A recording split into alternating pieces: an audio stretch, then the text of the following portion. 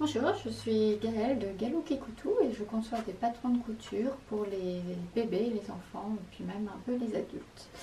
Et donc aujourd'hui on va parler de comment recopier un patron, car tout projet de couture commence par un patron. Et donc je vais vous présenter mes petits outils pour un peu insolites pour recopier un patron. Donc je ne me fournis pas forcément dans une mercerie pour trouver ces petits outils. Je vais vous présenter les différents types de patrons et ensuite je vais vous montrer mes outils. Alors vous trouverez 4 grands types de patrons.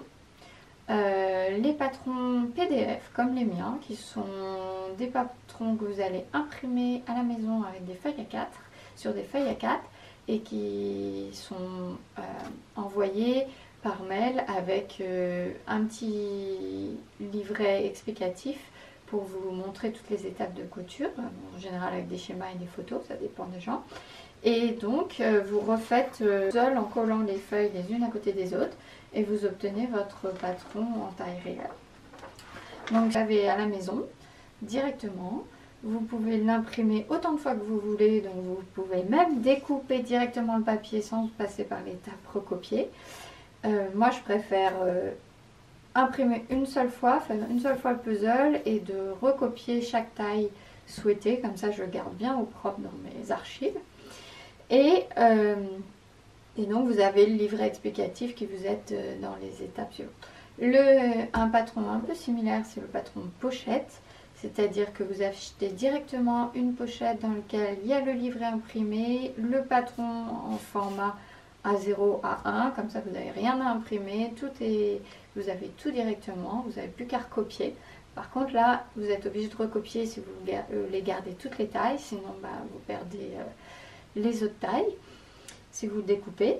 Donc voilà, c'est des types de patrons que je conseille pour les débutants parce qu'il y a un seul patron, les planches sont claires et il y a le livret explicatif très détaillé qui vous permet de bien coudre étape par étape. Sinon, vous avez aussi la possibilité d'acheter des magazines dans lesquels il y a plein de patrons. Donc ça, c'est économique si on fait le prix, si on calcule le prix au patron par rapport à un patron PDF ou à un patron pochette. Par contre, vous avez des planches A0, A4, un peu comme celle-là, avec des traits partout. Alors, il y a des couleurs. Mais c'est pas toujours facile de s'y retrouver. Quand on débute, on ne sait pas forcément quelle forme ont les pièces, tout ça. Donc voilà, moi je trouve que c'est un peu compliqué de retrouver exactement la taille qu'on veut, les pièces. C'est vite le foutoir. Donc je vous le déconseille. Et puis en général, les explications sont assez succinctes et utilisent pas mal de termes très spécifiques à la couture, et donc voilà, c'est pas forcément évident de réussir à faire son patron soi-même, à faire le patron des magasins. Et sinon le dernier type, c'est dans les livres de couture. Vous avez des fois des patrons à recopier en suivant, à redessiner soi-même en suivant un système de quadrillage, ou alors à imprimer en grossissant, en grossissant l'impression. Donc voilà, pas ça forcément toujours très facile à comprendre et à faire. Donc voilà, moi je privilégie vraiment les patrons PDF. Vous pouvez aller voir sur mon site ce que je propose, galoukikoutou.com, et ou les patrons pochettes. Donc voilà. Mais aujourd'hui, on va parler de mes outils pour recopier un patron. Donc la chose que j'utilise beaucoup, c'est ça. Alors ça, c'est du film de protection pour la peinture que vous allez utiliser quand vous refaites votre salon pour protéger les meubles, les murs et le sol. Donc c'est économique parce que vous avez une grande longueur, ça doit être un rouleau de 30 mètres. Depuis que je couds, j'en ai utilisé qu'un seul, c'est mon deuxième quand même. Mais donc c'est plié, c'est très fin comme vous voyez. Donc je découpe, je déroule souvent des bandes suivant ce que je vais faire. Je découpe et hop, j'obtiens un film transparent comme ça que je viens poser sur mon patron. Ça a l'avantage d'avoir un petit côté électrostatique, donc ça tient assez bien sur le papier sans trop bouger. Et puis c'est surtout transparent, donc ça me permet de bien voir. C'est vrai qu'en mercerie vous allez trouver du papier de soie pour recopier les patrons, mais je trouve que c'est moins transparent que le film de protection. C'est très fragile. Celui-là, avant de le déchirer, il faut quand même tirer fort. Alors c'est un petit côté élastique, hein, c'est pas, ça se déchire assez facilement, mais c'est quand même bien plus solide que du papier de soie, bien moins cher, et ça prend pas beaucoup de place, contrairement à du papier. Si vous découpez directement, ça prend vraiment pas de place pour les ranger. Je trouve que c'est pratique. C'était ma prof de couture quand j'ai commencé la couture qui nous disait de prendre ça, et depuis je n'utilise que ça. Et deuxièmement, ça me permet aussi, la souplesse du papier, de faire un peu de patronnage directement de moulage. Donc, vous pouvez toujours le mettre sur un buste ou sur vous pour tester, pour avoir un ordre d'idée, et puis modifier la longueur ou la largeur si vous voyez que le patron ne correspond pas à vos mensurations. Donc pour les patrons où j'avais des doutes, c'est vrai que ça m'arrive de faire du moulage avec ce papier. Donc ça évite de découper de la toile pour patronage. Donc, moi je trouve ça très pratique. Ensuite j'utilise aussi des pots de confiture. Vous allez me dire pourquoi des pots de confiture? Parce qu'on utilise beaucoup de pots de confiture et ça me sert à plein de choses. Ça me sert à de poids pour maintenir mon tissu, mon papier, mon film protecteur en place. Donc c'est suffisamment lourd pour bien tenir.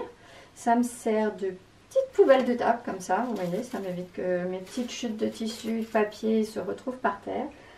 Et ça me sert également de pot à crayon, ciseaux, donc j'ai tout mon matériel qui est tout réuni, comme ça je n'ai plus à chercher. Mes outils, donc ça je trouve ça, voilà, c'est ma petite astuce. Je mets mes pots à crayon, j'en ai plusieurs, 3, 4, et je les dispose pour faire mes pois. Après vous pouvez utiliser des cailloux, vous pouvez utiliser, je sais qu'il y en a qui utilisent des rondelles de visserie pour faire des pois. Vous pouvez faire des petits, avec des chutes de tissu, des petits sachets où vous mettez du riz, du sable pour faire des petits pois. Mais bon, moi je trouve que ça fait double utilité, pois crayon, poubelle, je les dispose ce dont j'ai besoin, et je trouve ça super pratique pour pois à confiture. On a des pois à confiture partout dans la maison. Et sinon, pour écrire sur le film, j'utilise un stylo bille standard. Ça a l'avantage de pouvoir être effacé avec le pouce, avec les doigts, en frottant, ça me sert de gomme. Donc quand on fait des tests, quand je fais des tests, j'essaye, ça me permet d'effacer le stylo. Et puis si je suis un peu plus sûre et que je veux que mon trait il reste bien, j'utilise un feutre indélébile, un marqueur, pour bien marquer mon patron, dire ce que c'est comme la manche, le dos, le devant, faire mes petits repères. Donc voilà, j'utilise un feutre indélébile. Et sinon j'utilise une règle transparente. Donc ça c'est une règle de CRA, c'est la règle qu'utilisent les navigateurs pour tracer leur route. Donc c'est un héritage de mon passage à Brest quand je naviguais. Mais ce que j'aime, c'est qu'elle soit transparente, parce que ça me permet de bien voir mes lignes sous mon patron. Ensuite, j'aime bien le côté rapporteur. Je ne sais pas si vous voyez bien, mais il y a un rapporteur de dessiner, donc ça permet des fois d'avoir des angles. Et puis il y a des lignes de tracé qui me permettent de faire des parallèles, des perpendiculaires. Donc voilà, ça m'aide dans le traçage. Et à côté de ma graduation, il y a une ligne qui fait 1 cm dessous, donc ça me permet faire mes marges de couture, de redessiner mes marges de couture quand elles ne sont pas incluses dans le patron assez facilement et rapidement, sans avoir à mesurer, à tout retracer. J'utilise cette ligne que je mets sur ma ligne de patron et hop, je trace mon trait à 1 cm. Et sinon, mon dernier outil, c'est pour quand vous avez des grandes dimensions, j'utilise une règle d'1 mètre. Et donc les règles d'1 mètre en bois, en mercerie, c'est vite assez cher. Donc voilà, j'avais une amie qui avait fait ça et elle me l'a donné et depuis je l'utilise très régulièrement. Alors là, c'est une latte de planche à voile, donc elle est assez souple, donc c'est super. Sur lequel on est venu coller 1 mètre papier qu'on peut trouver dans les magasins d'ameublement. Vous savez, il y a chez le géant suédois, il y a des règles papier pour mesurer les meubles. Ben voilà, c'est une règle papier que l'on est venu scotcher. Mais vous pouvez très bien utiliser un tasseau de bois et venir scotcher votre règle papier. Et voilà, ça vous fait une règle d'1 mètre à moindre coût. Do it yourself. Voilà. Sinon, en magasin de bricolage, vous allez trouver des règles toutes faites déjà pour pas trop cher. Donc voilà, ça c'est mes petites astuces couture. Dans la prochaine vidéo, je vous présenterai d'autres astuces qui m'aident dans ma couture. Donc voilà, je vous invite à vous inscrire à ma newsletter pour avoir les prochaines vidéos directement dans votre boîte mail et rien louper. Et je vous dis à bientôt, bonne couture, ayez plein de projets.